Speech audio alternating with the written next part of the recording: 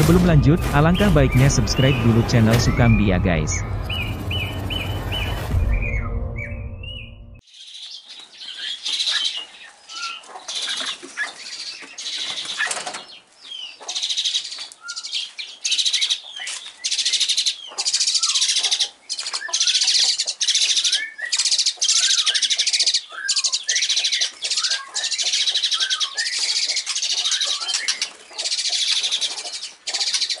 Halo semua, jumpa lagi bersama saya Sukamdi dan masih tetap di channel Sukamdi. Di kesempatan kali ini saya mau sedikit membahas tentang memasterin burung. Jadi kemarin ada yang menanyakan begini, ini dari Ed Bayu. Jadi Mas Bayu menanyakan seperti ini. Pak D, tolong dijawab. Saya punya jala suren umur 3 bulanan. Masih bahan tahap pemasteran. Supaya masteran dari MP3 bisa masuk itu apakah perlu dimandikan di ruangan kosong dan sunyi, dan apakah saat proses pemasteran perlu penjemuran setiap hari? Boleh jemur saat hari Sabtu atau Minggu saja? Pemula Pak D, terima kasih. Nah, oke teman-teman, jadi gini Mas Bayu, sebenarnya lebih baik Mas Bayu menanyakannya pada yang ahlinya. Maksud saya yang biasa kontes. Kalau saya kan cuman ternak. Tapi saya juga mau sedikit menyampaikan sesuai yang saya tahu ya Mas Bayu ya. Jadi dulu saya sekitar 12 tahun yang lalu saya juga pernah memelihara burung yang suka dikonteskan gitu. Jadi saya yang suka ngerawat gitu. Saya kalau memasterin burung itu rata-rata burung dalam keadaan dikerodong. Tapi bukan berarti lalu nggak dibuka sama sekali atau nggak dimandiin atau nggak dijemur. Tetap wayah jemur pagi hari juga tetap dijemur. Wayah mandi ya biasa di dalam kan ada cepu itu biar mandi. Itu kalau mau dimandiin di keramba ya perlakukan seperti sama Om, cuman habis itu misalnya habis dijemur atau habis dimandiin, dikurungin lagi, dikerodong, lalu agak didekatkan sama burung yang buat masterin gitu. Namun tujuannya dikerodong itu biar cepat masuk, ke burung yang dimasterin gitu. Misalnya murai batu gitu dikerodong. Jadi tujuannya biar burungnya tenang dan nyaman dan nggak ngelihat burung yang buat master gitu loh.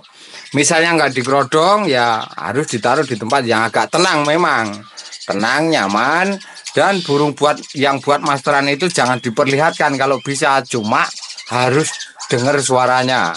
Jadi juga jangan jauh-jauh, tapi jangan kelihatan kalau misalnya nggak mau dikerodong gitu. Tapi kalau dikerodong, burung yang dimasterin itu dikerodong, yang buat masteran biarpun dekat itu nggak apa-apa, kan nggak ngelihat gitu. Jadi itu cepat masuk gitu.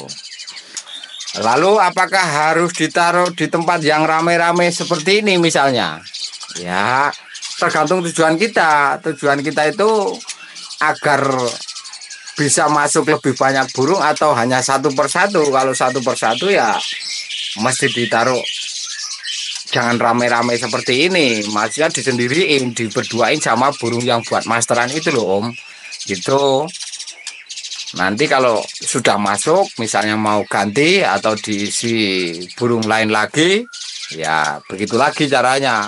Kalau misalnya murai batu nih mau saya masterin perenjak sama kenari misalnya, ya sudah, saya dekatkan saja burung murai saya itu sama kenari juga sama perenjak.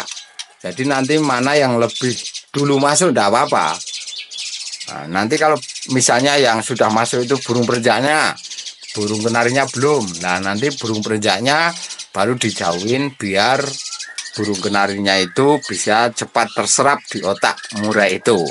Itu kalau saya seperti itu. Gitu. Tapi kalau mau diperlakukan gantian ya nggak apa-apa Om. Itu yang saya alami loh ya Om. Mungkin ada yang lebih ahli lagi, jadi tanyakan pada yang ahlinya. Kalau saya kan cuma bidangi ternak. dalam 12 tahun terakhir ini. Jadi saya nggak pernah gantangin burung, artinya nggak pernah kontes gitu.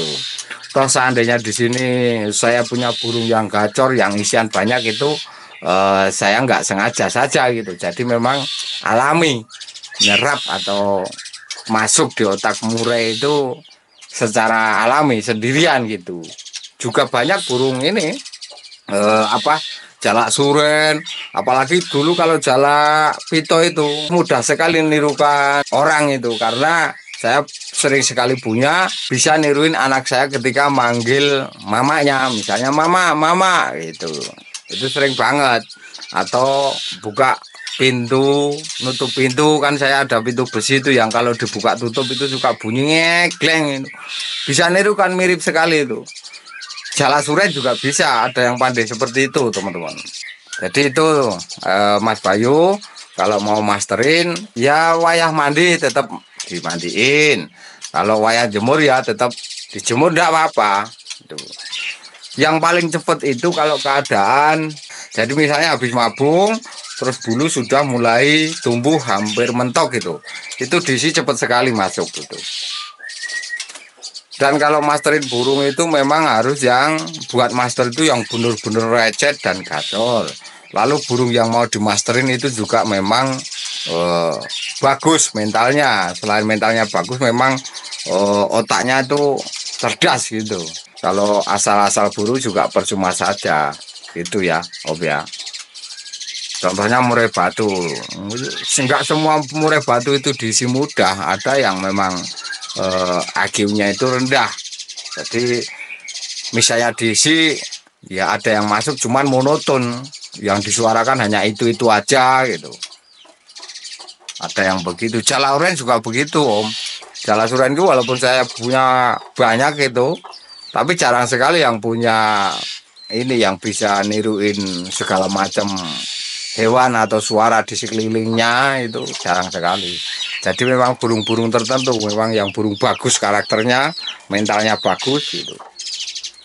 Itu Mas Bayu jawaban saya tentang masterin burung. Atau sebenarnya kalau saya kasih judul cara masterin burung, orang saya itu nggak pengalaman, jadi ya cuman membahas tentang masterin burung gitu aja. Kalau mau yang lebih hebat, kemungkinan besar ya pada ahlinya gitu. Kalau saya cuma di ternak. Kalau tanya soal peternakan, yaitu khususnya ternak murai sama jalak suren, bolehlah kita sharing, berbagi pengalaman, bolehlah gitu. Karena kalau ternak murai sama jalak suren saya cukup lama, jadi manis pahitnya sudah ngerasain. Begitu, Om. Oke, sampai di sini dulu Mas Bayu dan teman-teman semua yang bisa saya sampaikan di kesempatan kali ini. Mudah-mudahan apa yang saya sampaikan ini bisa sedikit membantu dan berguna untuk teman-teman dan dulur-dulur semua. Kalau ada kata yang kurang dan salah, saya mohon maaf yang sebesar-besarnya. Terima kasih, salam lestari, salam paseduluran.